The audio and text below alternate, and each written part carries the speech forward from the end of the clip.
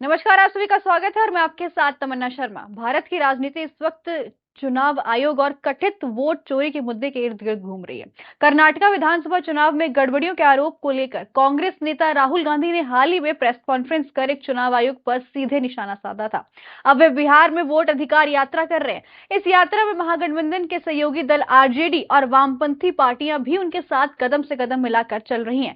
खासकर आरजेडी नेता और बिहार के पूर्व उप मुख्यमंत्री तेजस्वी यादव लगातार राहुल गांधी के साथ मौजूद हैं, जिससे साफ है कि विपक्ष इस बार चुनावी प्रक्रिया में गड़बड़ी के मुद्दे को लेकर बहुत बड़े पैमाने पर अपनी तैयारी कर रहा है। यात्रा की पृष्ठभूमि में देखें तो विपक्ष का यह आरोप है कि लंबे समय से ही चुनाव आयोग मतदाताओं सूची में हेराफेरी और वोटिंग प्रक्रिया में पारदर्शिता की कमी नजरअंदाज करता रहा है।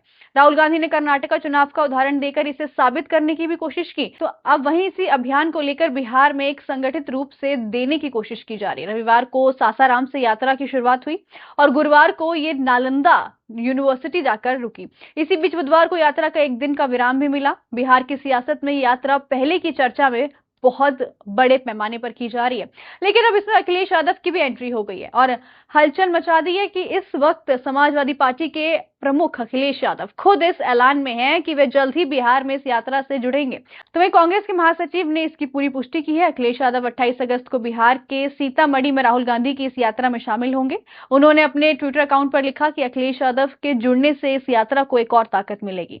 अखिलेश यादव ने हाल ही में चुनाव आयोग पर भी सीधा हमला बोला। उन्होंने 18,000 एफिडेविट के जरिए चुनावी गड़बड़ियों की शिकायत दर्ज कराई, जिसमें सियासी हलकों में खलबली मच गई है। खास बात तो ये रही कि 2022 के उत्तर प्रदेश के विधानसभा चुनाव को लेकर समाजवादी पार्टी ने जो शिकायतें की थी, उन पर अब 3 जिलों के डीएम की तरफ से जवाब भी आया। अखिलेश यादव का कहना है कि ये पूरी घटनाक्रम चुनाव आयोग और डीएम के बीच की भिड़ंत को दर्शाता हुआ नजर आ रहा है।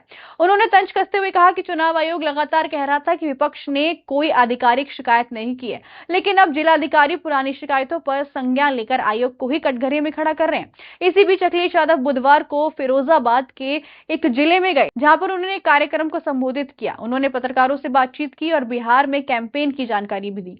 उनका कहना था कि वे जल्द ही वोटर अधिकार यात्रा का हिस्सा बनेंगे और इस लड़ाई को और मजबूती देंगे। राजनीतिक विशेषज्ञों का मानना है कि बिहार में राहुल गांधी की इस यात्रा को अखिलेश यादव के समर्थन से राष्ट्रीय स्तर पर नई धार मिल सकती है। वहीं बिहार में महागठबंधन पहले से ही एक्टिव है और अगर यूपी का बड़ा चेहरा अखिलेश यादव इस मोर्चे पर उतरते हैं तो विपक्ष को एकजुटता का नया संदेश मिलेगा। ऐसे वक्त में जब चुनाव आयोग की भूमिका पर लगातार सवाल उठ रहे हैं, ये यात्रा विपक्ष के लिए जन समर्थन जुटाने का बड़ा मंच साबित हो सकती है। कुल मिलाकर देखा जाए तो राहुल गांधी की वोट अधिकार यात्रा केवल बिहार तक सीमित नहीं रही है। इससे अखिलेश यादव की मौजूदगी से ये मुद्दा उत्तर प्रदेश तक पहुंच गया है और विपक्ष को राष्ट्रीय स्तर पर इससे बड़ी चुनावी नैरेटिव बनाने का भी मौका मिल रहा है। तो वही आपको बताते चले, अखिलेश यादव जल्द ही बिहार के इस यात्रा में जुड़ने वाले हैं। लेकिन सवाल यही है, क्या नीतीश कुमार की राजनीति को वो संभाल पाएंगे? क्या नीतीश का दबदबा अब बिहार में डगमगाने वाला है? क्या उनकी हेल्थ को लेकर ये चल रहा पूरा राजनीतिक समीकरण बदलने वाला है? ये तो आने वाला बिहार का विधानसभा चुनाव बताएगा। लेकिन आपकी इस पूरी रिपोर्ट को लेकर क्या कुछ है, हमें कमेंट बॉक्स में जरूर बताइएगा। तब तक के लिए बने रहे हमारे साथ।